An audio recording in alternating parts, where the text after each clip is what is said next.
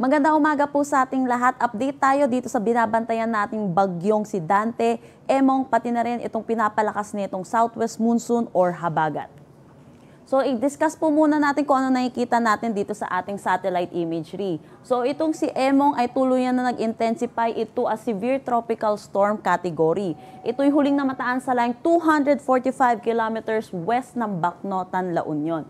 May taglay na lakas na hangin na 110 kilometers per hour at pagbugso na 135 kilometers per hour. Ito'y kumikilos southwestward sa bilis na 25 kilometers per hour. So meron din po tayong isa pa ring bagyo na si Dante at nananatili pa rin ito sa kategory na tropical storm. Ito'y huling namataan sa line 790 kilometers east-northeast ng Itbayat, Batanes. May taglay na lakas na hangin na 75 kilometers per hour at pagbugso na 90 kilometers per hour. Ito'y kumikilos north-northwestward sa bilis na 15 kilometers per hour.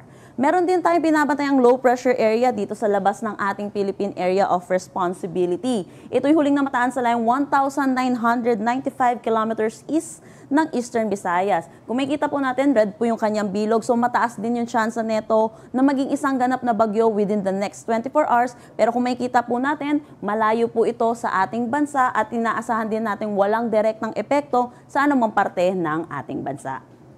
Sa ngayon din, meron din po tayong southwest monsoon na patuloy na ine-enhance nitong bagyong si Emong, pati na rin si Dante. So dahil dito sa bagyong si Emong, meron na tayong tropical cyclone wind signal number 3 dito sa northern portion ng Pangasinan, pati na rin sa western portion ng La Union. Signal number 2 naman sa Ilocos Norte, Ilocos Sur, nalalabing bahagi ng La Union, western portion ng Apayao, Kalinga, Mountain Province, Ifugao, Abra, Benguet, central portion ng Pangasinan, western portion ng Nueva Vizcaya. Signal number 1 naman dito sa may Batanes, Cagayan kasama na ang Babuyan Islands, western at central portions ng Isabela, rest of Nueva Vizcaya, Quirino, rest of Apayao at rest of Pangasinan. Signal number 1 pa rin dito sa may northern at central portions ng Zambales, Tarlac, northern at central portion ng Nueva Ecija.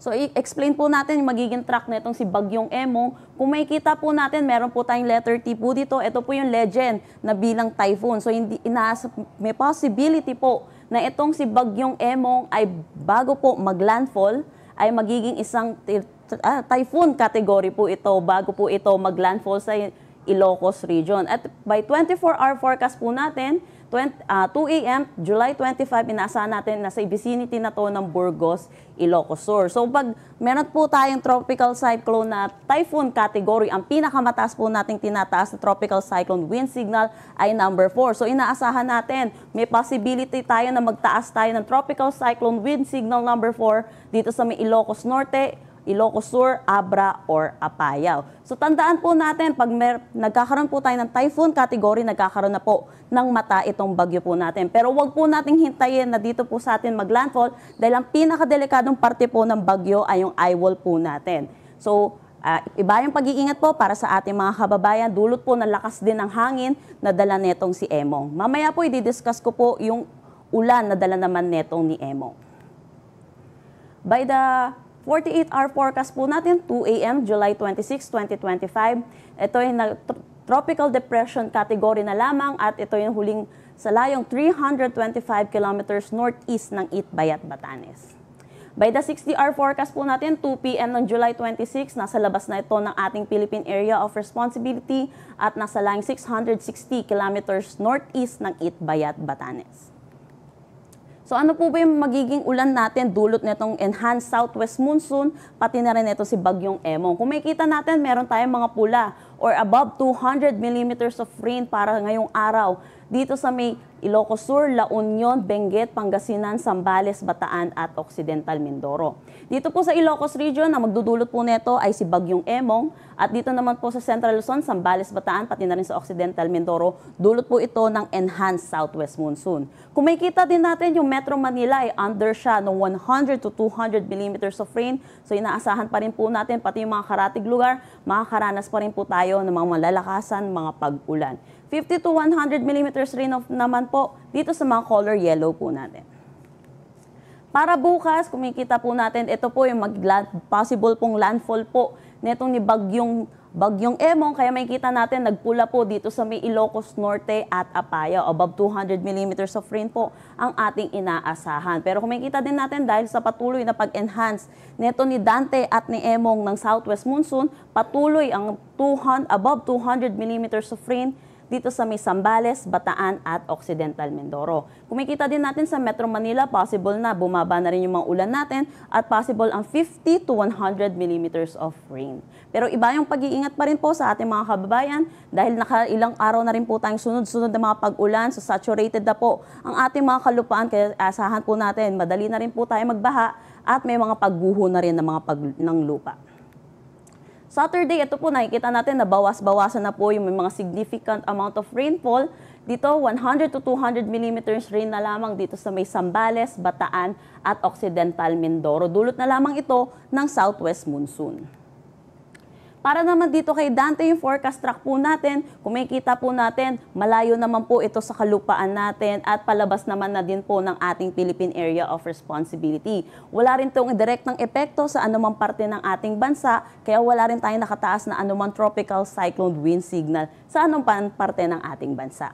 Pero inaasahan po natin dahil po dito po si Dante at meron po tayong Emong dito sa may western section ng Northern Luzon, nagkakaroon po tayo ng Fujiwara effect or yung looping po netong dalawang bagyo, kaya nagkaroon po tayo ng track netong si Emong na southward at yung pa nga po, possible po maglandfall pa rin po siya. Pero dahil po dito kay Dante, patuloy na rin naman po siyang palayo ng ating bansa, kaya hihina na rin po sa mga susunod na araw yung southwest monsoon natin. So ano po ba yung inaasahan nating hangin? Dulot po nitong si Bagyong Emong, pati na rin na si Dante at ng southwest monsoon. Naasahan po natin may mga strong to gale 4 gusts po tayo sa ilang bahagi ng Central Luzon, pati na rin sa Metro Manila. Mga karatig lugar po natin, Bicol Region, Visayas at ilang bahagi po ng Mindanao sa mga susunod na araw po natin. Storm surge warning po, naglabas tayo kaninang 2 a.m. at inaasahan pa rin po natin yung 1 to 2 meters po na daluyong dito sa may Batanes, Cagayan, Ilocos Norte, Ilocos Sur, La Union, Pangasinan at Zambales. Kung makikita po natin, yellow pa lamang po ito, pero inaasahan po natin sa mga susunod na araw or mamaya po, possible po tayo magtaas na rin po nitong ating possible na possible po yung 1.5 to 3 dahil po sa paglapit na rin ito ni Emong dito po sa atin sa ating kalupaan, lalo na po dito sa may Ilocos Region at parte netong Pangasinan. So iba yung pag-iingat po para sa ating mga kababayan na lalo na po sa mga nakatira sa coastal areas. Ngayon, nagdagdag na rin po tayo ng gale warning dulot po netong bagyong si Emong. So, asahan po natin ang rough to very rough conditions dito sa may Pangasinan, La Union, Ilocos Sur, Zambales, Bataan at Lubang Island. So, pinag-iingat po natin mga kababayan po natin, lalo na po yung may mga sasakyang maliit pandagat na delikado po pumalaot dito sa nasabi po nating seaboards. Yan po muna yung update natin dito sa bagyong si Dante, Emong, pati na rin sa habagat. Susunod po nating update ay mamayang 11 a.m. Yan po muna latest dito sa Pag-asa Weather Forecasting Center. Shanel Dominguez po, magandang umaga.